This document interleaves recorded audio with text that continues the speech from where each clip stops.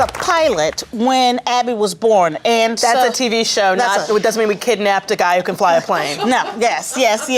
And we had to get back to work immediately, just I have about. to fix this. You gonna fix that? Yeah. Thank you, girl. That's what a friend is for. Yeah, I couldn't look at that the whole time. And what happened was, we had to get a nanny, and so the nanny saw so many new stages of Abby before I would see them. Sometimes I would come home and she would share with me what happened. You know, our nanny saw Abby take her first steps before I did. And you know, that can, you know, make you feel weird if you're at home, you know, you're not at home and you feel like you're missing things. Yeah, I grew up with babysitters. I grew up with, and my mother actually, you know, she's working single mom. She actually never left us alone in the house, even when I was a teenager. Right. Like, I'm 8 years older than my sister. We weren't allowed to be alone in that house till we were both like in our 20s. Yeah. Which was really embarrassing when you're like 20 and you have a babysitter And still. neither one of you were buck wild either. Well, that's because we always had a babysitter in the house. That's why I tipped my hat to my mother. It was like, she saw the potential buck wild and stopped it. Yeah. Well, many mothers may have feelings of jealousy and resentment seeing their child be excited to see the nanny or the babysitter or grandma, you know, whoever's taking care of the baby. That's right. Yeah. Our team took our cameras out and asked, how would you feel if your child was closer to your babysitter or nanny than they are to you? Here's what they said. Take a look. For me personally, I would die if my nanny was the first person that my child looked to or called for or reached out to. I'm the mother. But I think that also says a lot about my relationship and what I'm doing. My child care provider really loves my kids and my kids love her. If I felt that they loved her more than me, I might get a little jealous. My mom was raised by a nanny and she turned out fine, so I don't think it's necessarily something terrible. I would want my child or my children to be as close to me as possible. Considering my child's in daycare 5 days a week for 8 hours a day, I think his teachers are closer to him than me. As long as they weren't trying to step in his mom, though, I think I'd be okay with it. And that's a reality sometimes. Well, you know? that's going to school, too. I mean, the reality is when your child goes to school, unless you're homeschooling, which, you know, hey, that's your choice. Although sometimes I think those children have a really hard time. That's going to happen. Yeah. But when they're really small, I think that's the part that I think burns for people. You know, this is why we need family leave. Yes. If I may. Yes. Well, we wanted to speak to someone who has experience in this area. Joining us via Skype is the Windy City nanny, Florence Ann Romano. Welcome to Me Time, Florence. Hi. So what happens when the child prefers the caretaker or the nanny to their mom?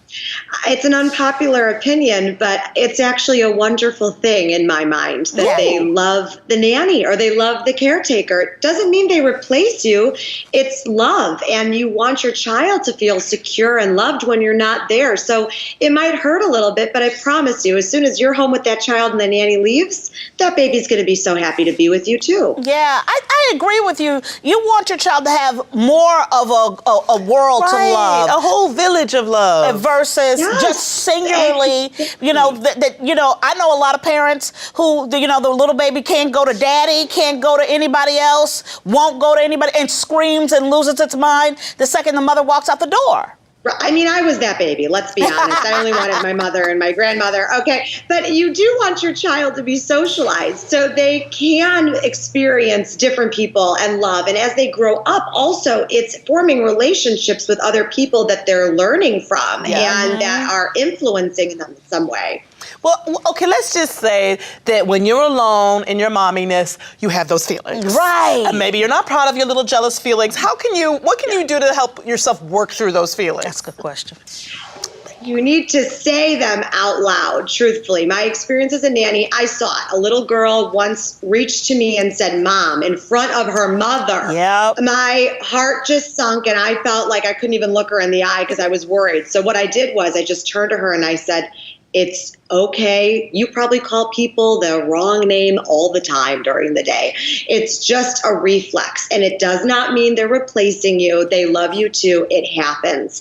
And you just have to be honest with yourself about it and communicate that to your nanny if you're feeling those guilty feelings, because I promise you, the nanny's going to make you feel better about it, because their job is also during the day to make sure you're present in their lives and talking about you and sending photos to you and videos. We live in a great world today where we can use technology where you still feel connected. Yeah. Okay, now real talk though, all right? This is between us.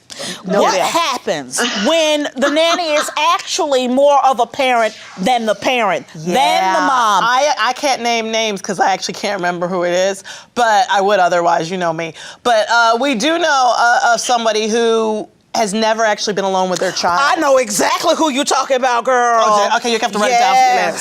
This person has never been, they're very I wealthy. want you guys to call me later. Yeah, they're very wealthy, and they've never been without the nanny. Or Yes. the, you know. And the nanny, it takes care of the kids 24/7. Since they were born. And this is where I'm going to say something. I'm going to get a lot of hate for it. Don't have children if you're not going to be a part of your children's lives. Whoa. You said it. I didn't say it. But I'm agreeing. But I'm agreeing. Kids aren't an accessory. I said it. They're not an accessory, But, dude. I mean, yes, I mean, have children so you can be a part of their lives, experience things with them. You work and do all the things that you need to do. I understand that. Nannies and caretakers are a big part of it.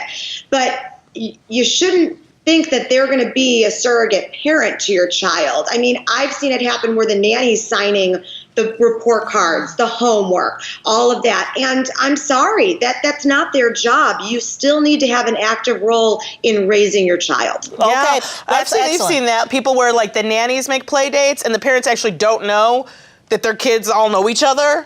We want nannies and families and children to be this trifecta where they're working together, they're raising the children together, but they're not replacing the parent. And I just can't say it enough. Thank you, Florence Ann.